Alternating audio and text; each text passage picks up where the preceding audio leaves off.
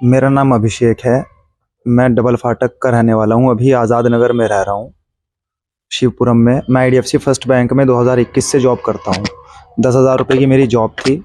वहाँ से मैं 2023 में मैंने डीलर कोड खुलवाया श्री दुर्गा एंटरप्राइजेज से के नाम से, जिसके प्रोपराइटर प्रधान विजय चौधरी थे, जिनके कोड में मैंने तकरीबन 99 लोन किए, जिसमें से कुछ कस्टमर को पैसे टाइम पे चले गए जो मेरे थ्रू गए, बाकी कुछ कस्टमर को पैसे नहीं गए।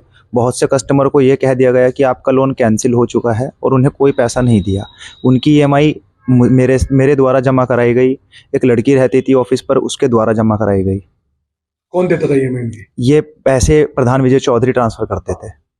पैसा उनके द्वारा रख लिया गया? जी, उनके ही खाते में बैंक पैसा देता था। उनके पास कोई स्टॉक नहीं था। देहरादून के जो ब्रांच मैनेजर हैं पवन पाल, उनसे उनके काफ़ी अच्छे संबंध हैं, यारी दोस्ती वाले। मैं जब इनका कोड खुला था तब इन्होंने मुझे बोला था कि ये 14 से 15 लाख रुपए लगा देंगे इसमें स्टॉक खड़ा करने के लिए, लेकिन इसके बाद इन्होंने कोई पैसा नहीं, वो डीलर के अकाउंट में पैसे आते हैं। लोन धारक के अकाउंट में नहीं, ये बाइक बेचने के लिए करता था। इसके साथ एक आदमी और मिला हुआ है, मनी वर्मा। अब क्या हुआ? अब ये हुआ है कि जैसे मनी वर्मा बाइक लेकर आता था, वो किसी भी आदमी की बाइक लेकर आता था और प्रधान विजय चौधरी किसी के भी नाम पर लोन करवा देता था। वो मुझे वहाँ पर सिर्फ इतना दिखाता था कि मेरे यहाँ पर ये बाइक मैं बेच रहा हूँ कस्टमर को, कस्टमर मेरे पास जेन्युइन है, आरसी की जिम्मेदारी मेरी है। और अभी उसने क्या किया कि तकरीबन काफ़ी कस्टमर के पैसे रोक लिए और जो भी उसने डुप्लीकेट आरसी अपडेट करवाई, उस सब का उसने इल्ज़ाम मेरे सिर डाल दिया। जब मैं इसकी तहरीर लेकर गंगनहर थाने में गया तो वहाँ से मेरी कोई सुनवाई नहीं हुई। क्या इल्जाम लगाया आपको? मुझ पर 420 का इल्ज़ाम लगा दिया उसने कि 14-15 लाख रुपए मैंने खा लिए। और वो पैसा वो डीलर के अकाउंट में है, प्रधान विजय चौधरी के खाते में है। इसने और मनी वर्मा ने, इन दोनों ने यूज़ किया ये पैसा। आपने तहरीर दी थाने में? जी, मैंने थाने में तहरीर दी है। उसकी कोई सुनवाई नहीं हुई? उसकी कोई सुनवाई नहीं हुई। क्या चाहते हैं? मैं फैसला चाहता हूँ, मैं न्याय चाहता हूँ। मैं 10,000 की नौकरी करने वाला आदमी हूँ, मैं कहाँ जाऊँगा? बैंक भी मेरा सपोर्ट नहीं कर रहा। बैंक मुझे ना तो नौकरी पे रखने को कह रहा है और ये बोल रहा है, धमकी दे रहा है कि आगे कहीं नौकरी भी नहीं करने दूंगा। 3 महीने से मैं अपने घर से बाहर नहीं निकल पा रहा हूँ, किराए पे रह रहा हूँ आज़ाद नगर में। डर ये लग रहा है कि मनी वर्मा और प्रधान विजय चौधरी, ये इनका जो बैकग्राउंड है बहुत मजबूत है, हथियारों में बात करते हैं। जी, बहुत खतरा है। ये मेरे कमरे के बाहर चक्कर भी लगाते हैं अपनी गाड़ी में। उच्च अधिकारी से आपने गुहार लगाई अभी? जी, मैंने तहरीर दी थी लेकिन कोई सुनवाई नहीं हुई इसके लिए। मेरा नाम डॉक्टर प्रवीण प्रकाश है। मैं Apollo hospital, Safdarjung hospital, Batra अस्पताल दिल्ली, मूलचंद हॉस्पिटल, बड़े बड़े हॉस्पिटलों में काम किया हूँ। और मैंने अभी 73 साल की उम्र है, तो शांति की तलाश में एकांत और अपने रिसर्च के लिए ऋषिकेश के नज़दीक रायवाला में जगह खरीदी। वहाँ पे मेरी मुलाकात ये हरिप्रकाश गेरोला एडवोकेट से हुई, जिसने हमारे ज़मीन की रजिस्ट्री करवाई। एक रजिस्ट्री करवाई, फिर मैंने कहा दूसरी रजिस्ट्री। उसने कहा नहीं, आप लीगल रिप्रेजेंटेटिव हो, आप अपने नाम से ही करवाओ, क्योंकि उसने मन में गंदा भाव रखा था कि 5-10 साल में मैं उनकी ज़मीन को हड़पूँ। फिर दूसरी भी ज़मीन रजिस्ट्री उसने करवा दी मेरे नाम से। और ओरिजिनल जो रजिस्ट्री है उसमें 3 जगह पे, खसरा में, खतौनी में और खाता संख्या में गलती कर दी। और उसका 180, 225 की जगह 180 वर्ग मीटर का। फिर कहा मैं इसमें वो ततीमा करवा दूंगा, करेक्शन डीड। फिर हम गए वहाँ एसडीएम सर को, वो बोले नहीं हो सकता है क्योंकि तीनों जगह गलतियाँ हैं। और लाखों रुपया लिया और मानसिक दबाव बना के पागल बनाने की कोशिश की। मेरा आश्रम में आके कहता था मैं यहाँ पे अपना बैनर लगा देता हूँ।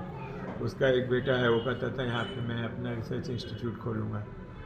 और बार बार इतना उसने प्रताड़ना और रुलाया और मानसिक यातना दी और पैसे का किया उसने, मेरा शोषण। कितना आर्थिक नुकसान आपको दिया है? लाखों में है ये, मैं तो नहीं बता सकता। तो उसके बाद अब रुड़की आके आखिर आपने क्यों गुहार लगाई, क्या रहा? क्योंकि मेरे मोबाइल में वर्मा जी का नाम था और उसमें आखिरी इलाज लिखा हुआ था, आखिरी राहत। तो मैंने 15 वर्षों के बाद इनको कॉन्टेक्ट किया। आपके द्वारा क्या कुछ? मेरे द्वारा दी गई थी व्यक्तिगत रूप से सभी लोगों को, बट ये हरिप्रकाश गेरोला और प्रधान मिलकर उसने प्रशासन को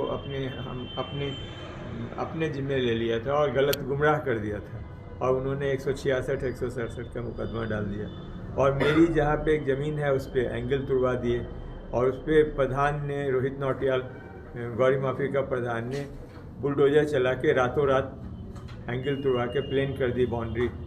फिर अगले दिन उसने उस पर रेत डाल दिया। फिर अब क्या चाहते हैं बाबा? अब आप मैं क्या? चाहता हूँ मुझे न्याय मिले। मेरी ज़मीन है, उसका सौदा मेरा हो चुका था 60 लाख का, वो वापस देना भी पड़ा मेरे को, 5 लाख बयाना जो मैंने लिए थे, और जो मैंने मेहनत से कमाए हैं 73 सालों में, तो वो मेरी जगह है, मेरी ज़मीन है, उसका मिले। तो वकील साहब आपकी लड़ाई लड़ेंगे अब आगे? जी, अभी मैं उनके शरण में हूँ, और उन्होंने कहा है कि सच्चाई की लड़ाई है, मैं आपको लूँगा। डॉक्टर साहब क्या मानते हैं आप, सीनियर सिटीजन है, उसके बाद भी पुलिस एक तरफ तो सीनियर सिटीजन के घर घर जाके बात करती है। यहाँ की पुलिस के बारे में मेरे बड़े गंदे विचार हैं, क्योंकि पुलिस, काट देना।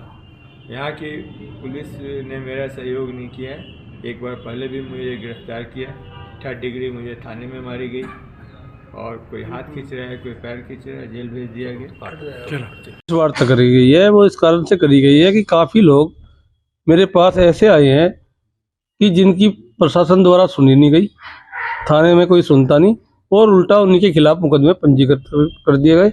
कोई ऐसा है कि किसी की ज़मीन कब्जाने के चक्कर में, कोई ऐसा है कि किसी पे झूठा मुकदमा 420 का लगा दिया है। तो इसलिए करी गई ताकि प्रशासन के अधिकारियों से मैं निवेदन कर सकूं कि सभी थानों को इस तरीके से आदेश हो कि यदि कोई FIR लेके गया तो उसकी सुनवाई हो, उसे रिसीविंग मिले, और यदि उसके तथ्य गलत है तो उसके खिलाफ उल्टी कार्रवाई की जाए। क्या मामला है इनका जो आपके साथ बैठे? मेरे पास एक तो देहरादून से आए हैं, जबकि हरिद्वार आए हैं। देहरादून में 3,500-4 हज़ार वकील हैं, पर उसमें वकीलों ने भी गलती की है। मैंने एक वकील के खिलाफ तहरीर SSP महोदय को भेजी है रजिस्ट्री से आज, और थाने में मैंने SDM से आदेश करा के रायवाला में दे दिया है। एक ये है अभिषेक लड़का, इससे पहले कि ये मुकदमा पंजीकृत करता, इसकी तहरीर पर तो किसी ने ध्यान नहीं दिया। जिसने गड़बड़ करी, फ्रॉड करी, जो माफिया टाइप है, उसकी FIR भी दर्ज होगी इनके खिलाफ। बात का पता है क्योंकि वे हमारे जिले के पूर्व में SSP भी रहे हैं, और काफ़ी माफिया डर के मारे तो भाग गए थे या मार दिए गए थे, लेकिन उन तक पूरी बात नहीं पहुंचती। एक इस तरीके का है कि जैसे विजिलेंस पटवारी कानूनों को तो पकड़ देती है, लेकिन पुलिस का 1-2 आदमी डेली पकड़ा जा सकता है, नहीं पकड़ा जाता। कोई कह तो सकता नहीं कि पुलिस पैसे नहीं लेती है, लेकिन क्योंकि विजिलेंस उसी डिपार्टमेंट की है तो वो नहीं पकड़े जाते।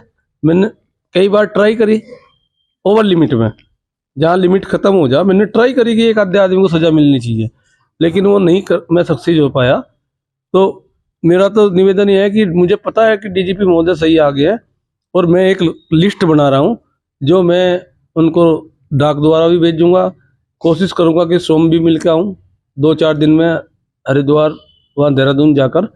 लेकिन उसके बाद में मेरा आखिरी निर्णय है कि शायद मैं 9 तारीख से पद यात्रा पे भी निकल जाऊंगा। ज्ञापन जरूर देगा DGP महोदय को 9 जनवरी से। पद यात्रा पे निकलेगी से? बिल्कुल, यदि नहीं सुनाया गया, सिस्टम में ऐसा ही गलती चलता रहा, तो अपनी इस पब्लिक की आवाज़ उठाने के लिए मैं इतना तो कर ही सकता हूँ कि पैदल चल दो, कोई ज़रूरी नहीं है वकालत कोर्ट में हो, लेकिन कोर्ट की वकालत तो जब होगी जब नीचे से कार्रवाई ठीक होकर आई। पद यात्रा कहाँ से शुरू होगी? वो नारसन बॉर्डर से ही होगी देहरादून तक। कौन कौन रहेंगे उसमें आपके साथ? मुझे नहीं पता, मैं तो अकेला चलूंगा। हो सके आप लोग भी आ जाओ, मुझे इस बारे में कोई जानकारी नहीं। यात्रा के दौरान ही दिया जाएगा, इससे पहले नहीं, ज्ञापन तो मैं डाक द्वारा अभी 2-4 दिन में भेज रहा हूँ, और कोशिश कर रहा हूँ कि मिलके भी आऊँ, शिकायत भी करता हूँ, क्योंकि शायद मुझे काफ़ी जानकारी है। और वैसे भी मैंने एक लिस्ट बना रखी है क्योंकि 1-2 नहीं है, 8 तो मेरे हाथ में अभी है। क्या मांग है आपकी मुख्य मांग DGP से?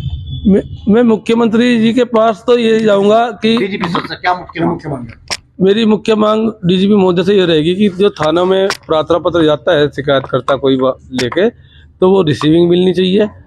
उस पर दबाव फैसले का ना बनाया जाए।